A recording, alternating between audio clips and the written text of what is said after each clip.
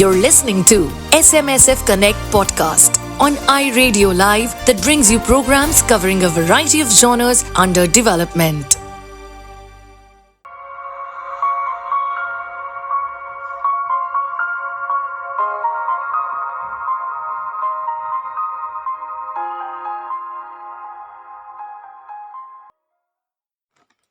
Hello everyone, I am Sonia and you are listening SMSF Connect podcast. Welcome all of you to our new program Let's Connect. जैसे कि इस programme के नाम से ही clear हो रहा है कि इसमें आप ऐसे लोगों को सुनेंगे जो ग्रास रूट्स पर काम करते हैं। तो आइए इस प्रोग्राम में मिलते हैं कुछ वुमेन हेल्थ वॉलंटियर्स से जो बिहार के समस्तीपुर ब्लॉक में काम कर रही हैं और ये हैं चेंज एजेंट्स स्वस्थ आहार स्वस्थ परिवार इनिशिएटिव की। In nutshell, our initiative on health, nutrition and awareness is being piloted in Samastipur block of Bihar by SM Sehgal Foundation with support from partners. तो अब देर नहीं करते और आपको कनेक्ट कराते हैं मती मुर्मू से। मती जो है सहगल फाउंडेशन समस्तीपुर में प्रोजेक्ट एसोसिएट हैं। तो मती के बारे में अगर मैं एक बात कहूँ तो जब भी मैं मती से बात करती हूँ तो इनका मिलनसार नेचर और चेहरे पर स्माइल ही इनकी सबसे बड़ी स्ट्रेंथ लगती है मुझे, और जो इनको कम्युनिटी से भी बांध कर रखती है। So welcome Mati to our show. Thank you. तो मती, आप हमारे सुनने वालों को सबसे पहले तो ये बताइए कि स्वस्थ आहार स्वस्थ परिवार इनिशिएटिव है क्या? जी सभी को नमस्ते और सभी को वेरी वार्म वेलकम। मैं बताना चाहूंगी कि स्वस्थ आहार स्वस्थ परिवार एक प्रोजेक्ट है जो कि हम बिहार के समस्तीपुर जिले में चला रहे हैं और इस परियोजना के माध्यम से हम लोग समस्तीपुर जिले के 25 गांव में काम कर रहे हैं और हम इससे महिलाओं, किशोरियों और 0 से 5 साल के बच्चों के साथ उनके स्वास्थ्य में सुधार करने के लिए काम कर रहे हैं और उनसे जुड़ी जितनी भी सरकारी योजनाएं हैं स्वास्थ्य से जुड़ी उनकी बारे में जागरूक कर रहे हैं।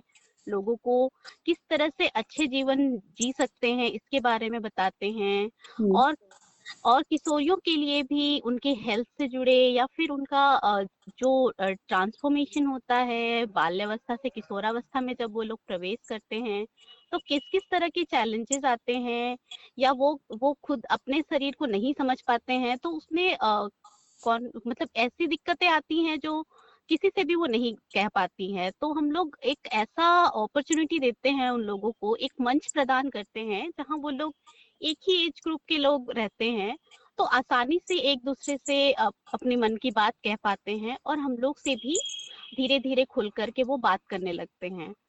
तो उनके मन में जितनी भी डाउट्स रहते हैं उनको हम लोग क्लियर आउट करने का कोशिश करते हैं। और जो छोटे बच्चों के साथ काम होता है तो छोटे बच्चों के जैसे हम लोगों ने देखा है और हमारे जो ये सर्वे रिपोर्ट्स भी कहते हैं कि कुपोषण और एनीमिया दो ऐसी चीजें हैं जो बिहार के गांव में काफी मात्रा में पाया जाता है। अधिकांश लोग इससे ग्रसित है तो हम लोगों का यही कोशिश है कि कुपोषण मुक्त बनाए और एनीमिया को भी जितना कम से कम कर सके। तो हम इसी उद्देश्य के साथ इस परियोजना में काम कर रहे हैं और अभी कुछ वेलनेस सेशंस भी किए जाते हैं ताकि गांव वालों को, कम्युनिटी समुदाय को किस तरह से स्वस्थ जीवन जी सकते हैं और अगर छोटे छोटे बीमारियों के लिए भी, क्योंकि हम देखते हैं कि जनरली लोग जो है डॉक्टर्स के पास चले जाते हैं, एलोपैथिक मेडिसिन पे ज्यादा ही डिपेंडेंट है। तो इससे बीमारियां तो तुरंत से ठीक हो जाती हैं लेकिन बाद में आगे चलकर कुछ ना कुछ साइड इफेक्ट्स या कुछ दिक्कतें फेस करनी पड़ती है। तो क्यों ना उसका कुछ ऐसा सॉल्यूशन निकाला जाए ताकि बीमारी भी ठीक हो और कोई साइड इफेक्ट ना हो। तो इस वजह से हम कुछ होम रेमेडीज और कुछ ऐसे औषधीय पौधों के बारे में बताते हैं जिनसे छोटे मोटे बीमारी जो आम बीमारियां ज्यादातर होती है उनसे निजात पाया जा सके और इससे जो है कोई नुकसान भी नहीं होता है शरीर को जी। और हाँ, इसी तरह के कुछ काम होते हैं। राइट। और इसके तहत हम लोग एक DHRC सेंटर भी खोल रखे हैं, अ, जिसमें मती, ये DSR जो आप बोल रहे हैं, जरा प्लीज इसको बताएंगे ये क्या है? एक्सप्लेन कीजिए DSR। हाँ हाँ हाँ DHRC इसका ये है डिजिटल हेल्थ रिसोर्स सेंटर, जी। जहाँ ये एक सेंटर है जो कि हचपुरवा ग्राम पंचायत में है, मनरेगा भवन पर। तो इसमें कुछ ऐसे पोस्टर्स और इंफॉर्मेटिव पोस्टर्स और वीडियोस और ये पंपलेट वगैरह सब ऐसे रखे गए हैं जिससे कि जो कोई भी लोग वहाँ पे आते हैं, गांव के लोग, महिलाएं या किशोरी या बच्चे या कोई भी व्यक्ति आकर के वहाँ पे जानकारी ले सकता है। और खास करके हमारा जो मेन ये है मुद्दा है हेल्थ को लेकर के। तो हेल्थ से जुड़ी जितनी भी जानकारी है कि किस तरह से देखभाल करनी चाहिए और कौन कौन से हेल्थ इश्यूज आते हैं या फिर टीकाकरण क्यों जरूरी है, और ये सारी चीजें वो वैसे पोस्टर्स वहाँ पे लगे हुए हैं कि जिनको देख करके बहुत सारी चीजों के बारे में आइडियाज मिल जाते हैं। इसके अलावा जो वहाँ पे कुछ वो एक ऐसा मंच है जहाँ पे ग्राम पंचायत प्लस गांव के लोग और जो हमारे गवर्नमेंट डिपार्टमेंट है, हम्म। तो वो लोग आपस में एक दूसरे के साथ इंटरफेस कर सकते हैं कि आपस में डायरेक्ट बात कर सकते हैं। जी वहाँ पे लोगों की समस्याएं ऑफिशियल सुन सकते हैं और उनके क्या सॉल्यूशंस हो सकते हैं या उनके लिए क्या करना चाहिए, इस पर भी बातचीत को सीधे सीधे आपस में कर सकते हैं। जी।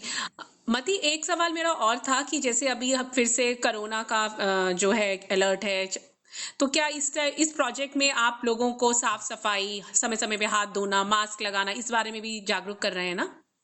हाँ हाँ बिल्कुल, जैसे जागरूकता सत्र मीटिंग होता है, जैसे मंथली मीटिंग होता है गांव लेवल पर, तो वहाँ पे हम लोग इन सब चीजों के बारे में जागरूक करते हैं कि किस तरह से हाथ धोए और किस तरह से कोरोना महामारी से बचा जा सकता है, उसके सारे उपाय हम लोग बताते हैं।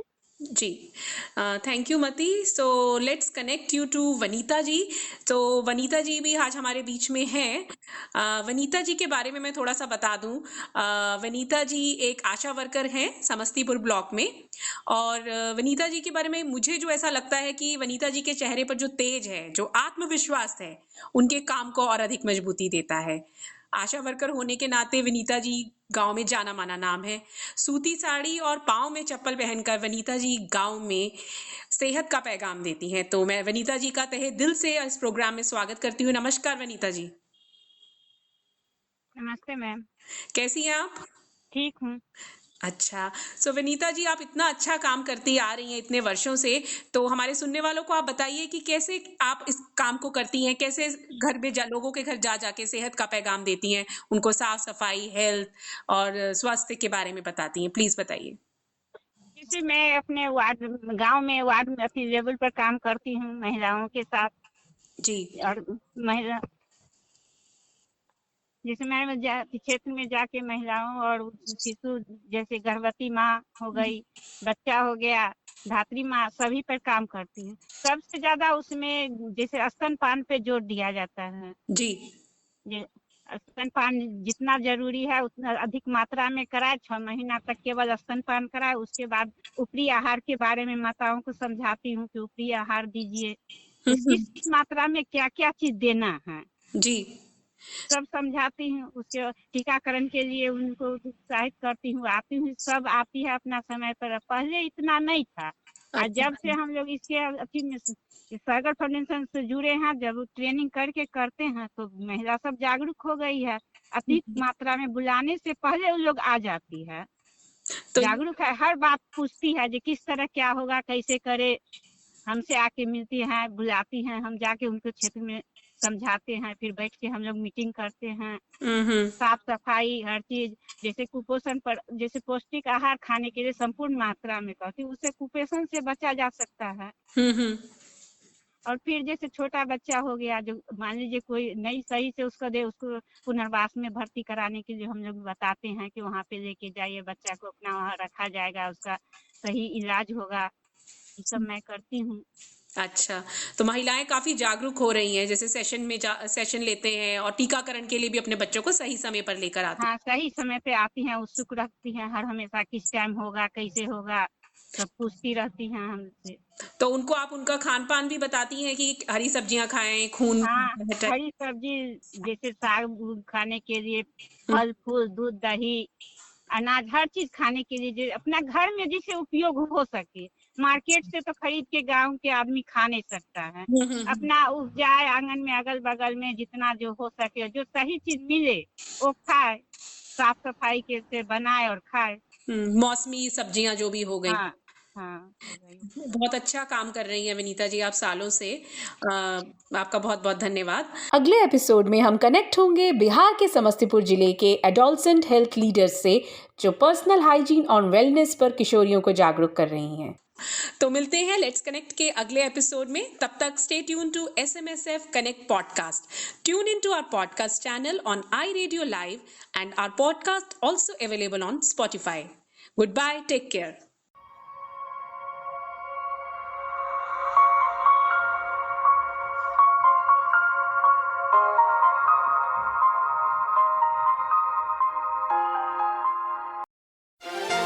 Thank you for being with us. Stay tuned for more.